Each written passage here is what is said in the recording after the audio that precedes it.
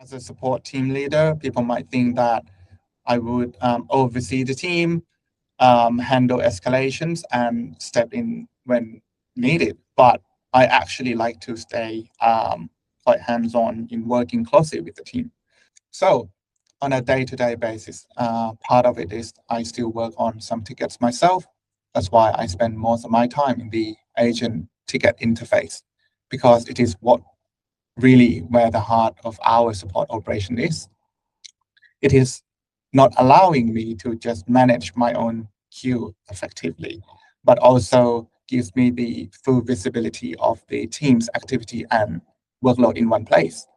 So one thing that I find especially helpful is being able to see my tickets alongside with the team's queues. So it gives me a quick snapshot of what's going on, whether it is to do with the workload distribution, priorities, or if someone might need support. So the visibility also allows me to be more proactive in the way that I handle the support. For example, I can spot bottlenecks early on before they become bigger issues. The team also use many useful features like tagging other team members directly within tickets for additional support or review without having to rely on additional tools.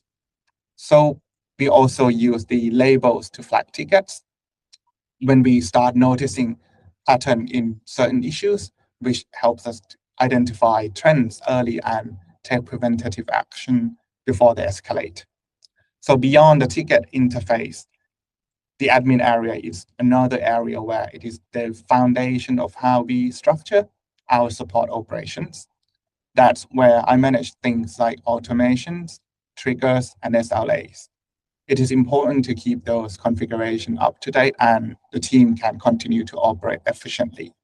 My day-to-day is a balance of hands-on support, team oversight, proactive issue management, and making sure everything behind the scene is set up effectively.